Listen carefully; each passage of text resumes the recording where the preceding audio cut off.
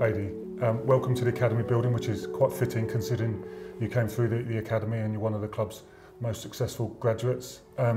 You've been here for 10 seasons now. Do you think you'd last that long? Well, obviously, it's you know, this is now my 11th in 2 different spells as a professional. So, obviously, to come back and reach that, that milestone is brilliant. But I know it's something that's very, very hard to achieve. And I think when you're playing, you're just concentrating on the next game, or when you're a young player, just trying to get your first game, or trying to hit certain targets along the way. And the seasons kind of end up just rolling into one. And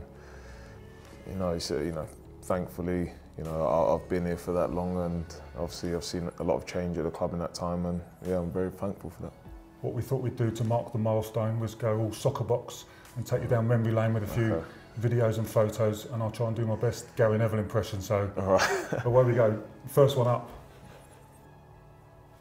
August 2005. Yeah. Debut against Notts County. Yeah. Oh God. You had to show that, didn't you? Yeah. I remember. You know what? That's something that has stuck in my mind a lot. Since then, Adi, he told me after, he was like, what should you have done there? And I was like, yeah, I should have put my foot through it, instead of trying to take a touch past him. And I just learnt from that going forward. I remember the game, I'd done okay, I played left back, but it showed me the level that I needed to be at. Even though that's Notts County, it showed me the levels that I needed to be at, to improve and to get better day in, day out in training. Because, like I said, I'd done all right, but I knew I could do a lot better. Could Lloyd have helped you out there? Got back a bit quicker and helped his old mate out?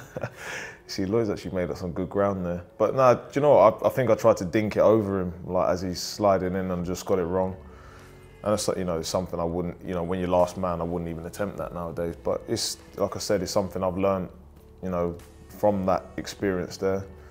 And Adi come down quite hard on me after, and rightly so. And it was good, it was a good learning curve for me. All right, let's see if we can embarrass you with the next one. Is this just all just embarrassing me clips?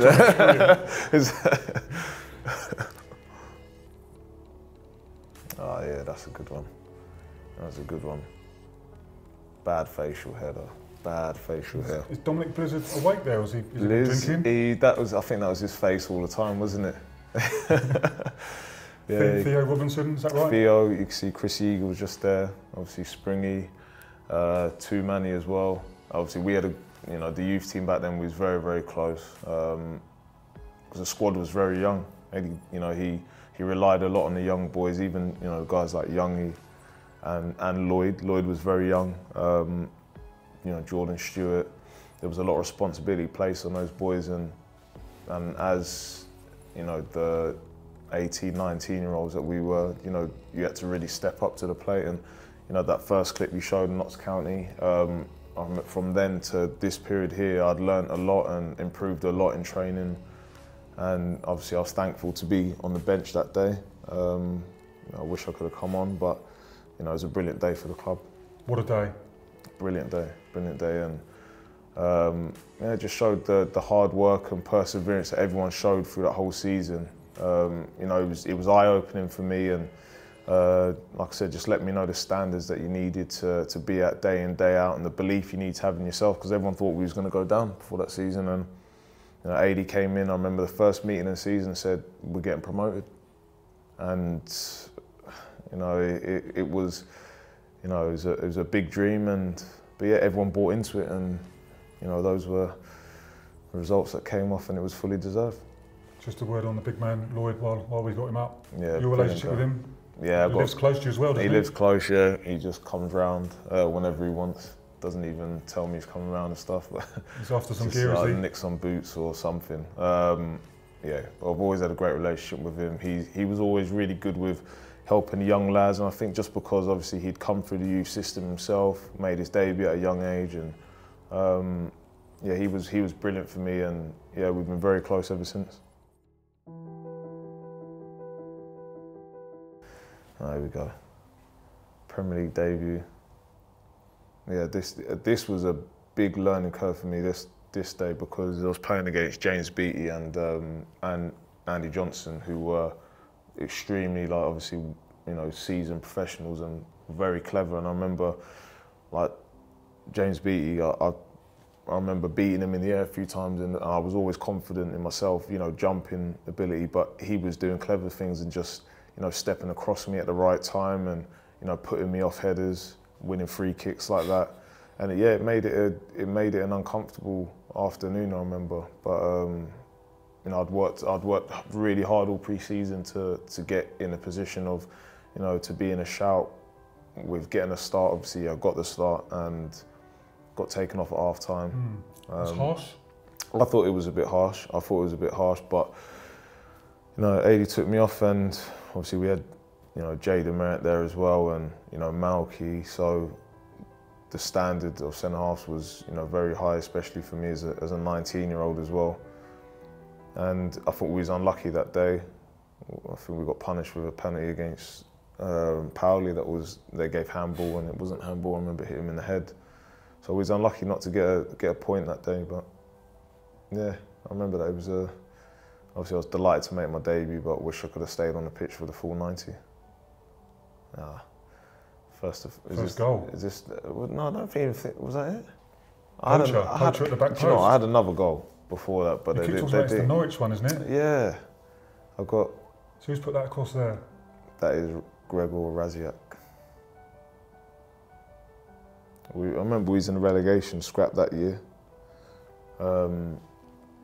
Bit of a hangover, I think, from the previous year where we, you know, we should have gone up, and after Christmas we just couldn't win a game, and then we ended up in the playoffs, obviously not going up, and yeah, the following year we was in for a real scrap, but there was still a good group of lads there, and yeah, we came through the other side, I remember. Have you nicked that one off Will Hoskins' toes there? Yeah, I know, yeah. Well, the ball was there. I was obviously just threw myself at it just to get it over the line. But yeah, I think, I don't know if this was to equalise or to come back to 2-1, but I remember we was chasing in the game, so I think that's why obviously just grabbed the ball and just ran straight back instead of celebrating. Yeah.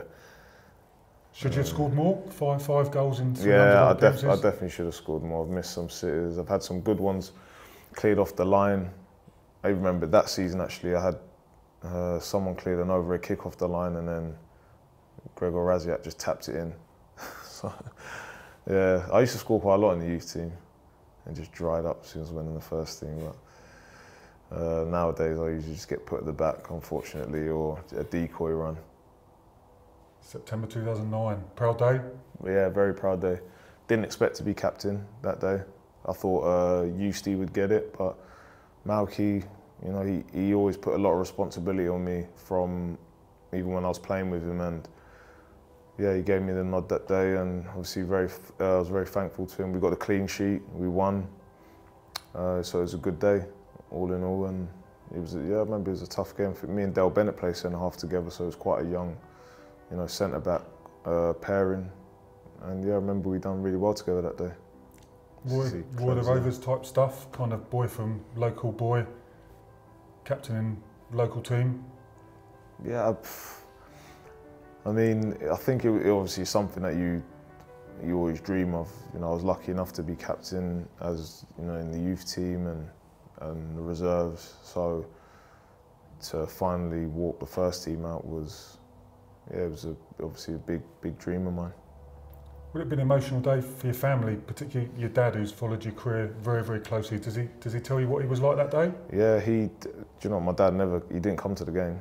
He couldn't watch the games. I used to have to get the CD and bring it home, and he'd watch the game back. And too nervous? Yeah, he followed me all the way up until a few games after my debut, and then he just said he couldn't take the nerves anymore. So he's only come to a few games since, but he always watches the games back, whether it's the games on TV or, like I said, or get the disc, and then he gives me his thoughts. So that was a goal at Millwall. Yeah. September 2010. And then I was off to celebrate with I'd come close so like a few times that season I remember, and so I finally got my first one. You see, I was just pumped up there, and it was a great performance from all the lads that day. 6-1, wasn't it? 6-1. I think that was to make it 4, and we were still celebrating, and they kicked off. Malky went mad, didn't he? Yeah, because that's how they scored. So he was not happy with me after. Just complete unconfined joy, is it? Yeah, just all the emotion just came out, and you can see what it meant to me. Because the Watford fans are that. Yeah. I ran the full. I didn't have that in my mind before. It just ended up happening. I think I started running, and I just kept on running the whole way. Yeah, this is one of my favourite games actually. We can tell by the celebration coming up. That's why we picked it. Yeah. It's been great material for us. Really. I say that's just pure, just emotion coming out of how that game went.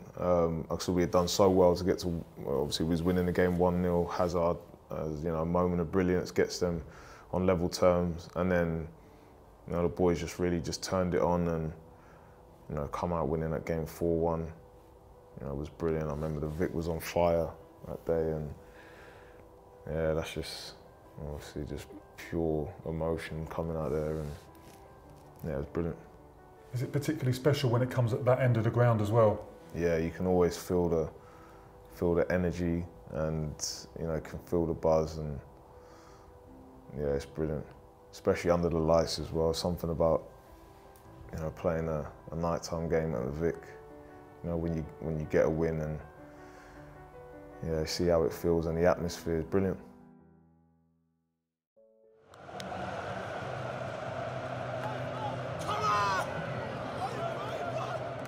Special day, but pick this again because of celebration. Look at those eyes. Yeah, I was in tears after that game. Yeah, that was great. That was something that you dream about as a kid. Making a final, but the way that we done it, coming back, fans were brilliant that day as well.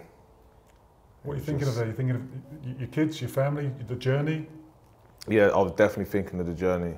The last time that when I was at Palace and we got to a final, the FA Cup final after the semis, I remember I'd just been left out of I didn't make the squad, didn't make the bench.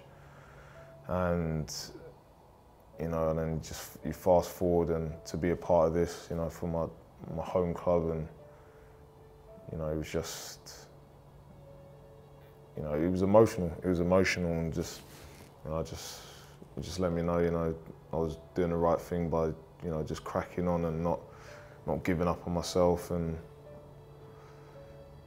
yeah, I remember it took a lot out of me that day, and it was brilliant. It was brilliant. It's hard to put into words, actually. It's hard to put into words. The best day? One of them. Definitely one of them. From being 2-0 down, and I think everyone writing us off, to coming back and winning that is probably, the biggest contrast of emotions that I've gone through during a game, and then to obviously do it at Wembley with a final at stake as well. Yeah, it's probably that'll stick with me forever. That will. Now, I was going to say from the high of the semi-final to the low of the FA Cup final, but can you call getting to the final of the FA Cup a low?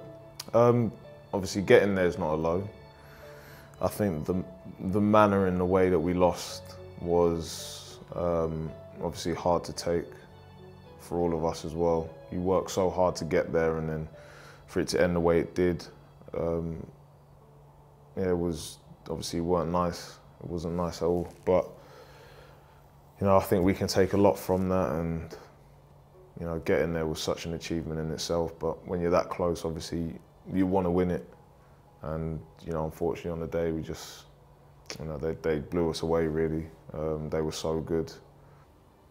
But one thing I do remember from that day, it was I think it was the 5th goal that had just gone in, but obviously I could see our fans on the other side when we was lining up, and they were still singing so loud. They were still singing, and you know, I was disappointed for them that we didn't give them, you know, a better day. I know a lot of the fans still enjoyed themselves, but you know, it would have been great to, obviously, to win on that day, but for us just to perform a bit better as well, I think.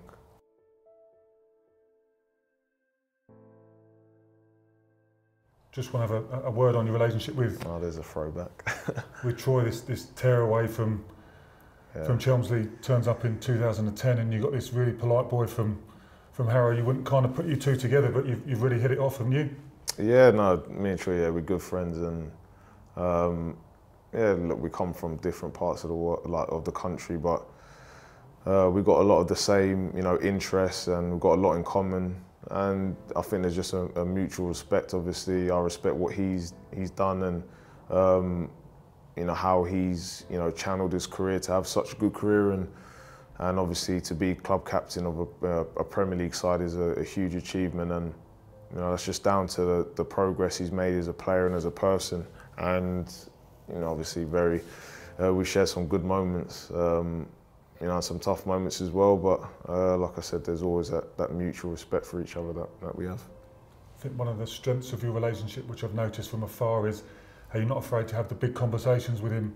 I remember he walked off at Villa when we lost 2-1 in the last minute, and you're having words as you've walked off there. Mm-hmm. You're able to shoot straight with each other?